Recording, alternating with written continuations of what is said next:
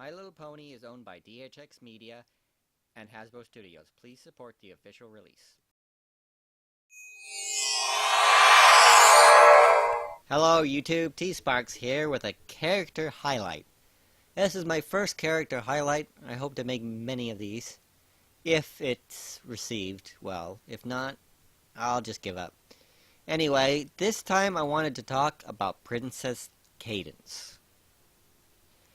As Lightning Bliss once put it, the Barbie doll of the princesses. Now, I don't hate Princess Cadance. It's almost worse than that. I'm indifferent to her.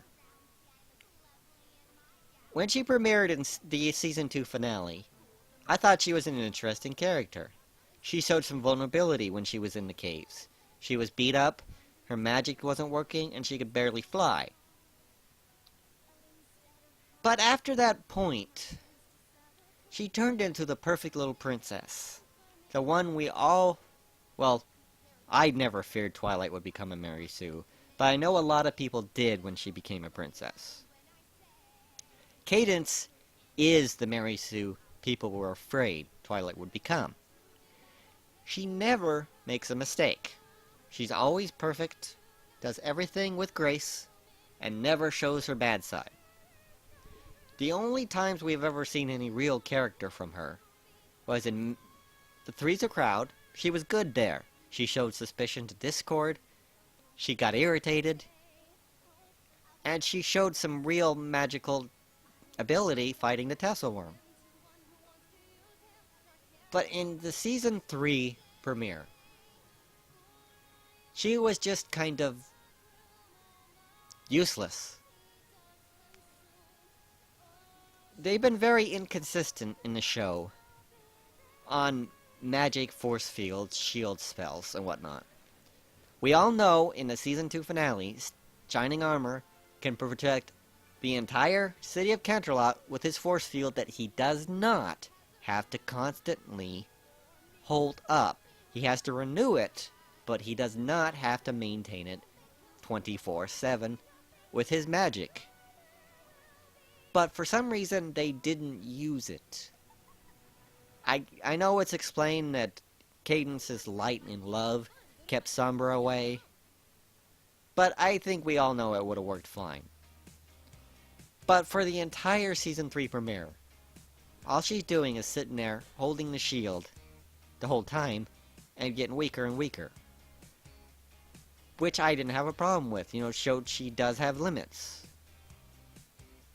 But then, 2 minutes later, after the shield falls, she's got full strength, full magic to go fly over, get Spike, and put the heart in place.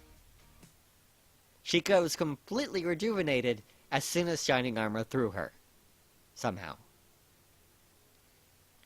And after that point, she turned pretty boring. Games Ponies Play, she was just sitting there in the background, getting her hair done. That's all she did for the entire episode. Getting her hair done. I do like she showed concern for her hairstylist's health. That was nice of her. And I do know that Cadance actually does care for people deeply. The most characterization we ever got for her was Season 7, Episode 3, A Flurry of Emotions, which is not one of my favorite episodes of the season. But she did show some character there. But when it comes to Cadance, I just don't see where the love comes from.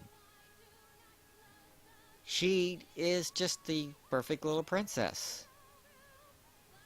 Whenever there's a world-shaking event, she's nowhere to be found. Sure, she's been depowered and thrown to the side just like Celestia and Luna. But when it's Cadance, it's like, so what? What's she gonna protect? She is in charge of a city. Just one city. She's the princess of the Crystal Empire. Which is weird to call it an empire when it's just one city. And it's not elected officials, so it shouldn't be an empire in the first place. Anyway, the Crystal Empire is pretty out of it when it comes to world affairs. Nothing ever happens to the Crystal Empire anymore. There's a big threat every now and then, but for the most part, it's just there. The best thing I seen about Cadance was Season 7, Episode 22. The advice she gives to Twilight at the end. She seemed like a real person at that point, and a real sister-in-law trying to be a mentor. I loved that moment, but she really ticked me off for the rest of the episode. She claims at the beginning, "Oh, I'm too busy taking care of Flurry to do these princess stuff. All you gotta do is sit there and wave. There's plenty of in-laws right there to watch your baby while you give Twilight a break so she can watch the dang stars, the only thing she wanted to see. But you're too busy keeping that little demon child from going ape, but Sunburst already neutered her, so she's got magic, but not super world-ending magic anymore. Your mother-in-law is right there. Could you watch the baby for a little bit? I'm gonna go take over signing autographs for Twilight so she can have a break." Perfectly reasonable, but Cadance can't be bothered. I know I'm getting a little hard on Cadance here, and I'm probably gonna get some hate from you guys, maybe even lose some subscribers. It's just Cadance is the one character in the show that just disappoints me. Because there's so much more they could do with her. I'd love for her to stand by Twilight's side during some of these world-ending events. But, you know, we can't always get what we want. And there always has to be that one character that's just there to sell toys. Because, let's face it, that's why she was added to the show. People love Alicorn toys.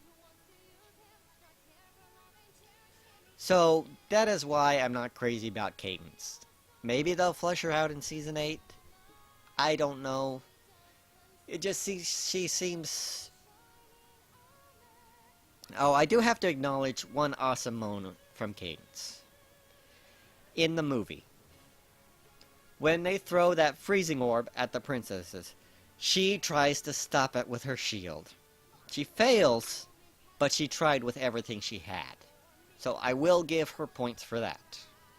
But when it comes to Cadance, I forget she's there most of the time. And anyway, that's my retrospective review of Princess Cadance. Go ahead and leave your hate, comments, and your thumbs down in the box below. I can take it, probably. Anyway, the next one I plan to do is a bit more positive than this one. So, thank you for anyone that actually listened to my ramblings, and please support the official release. Bye now.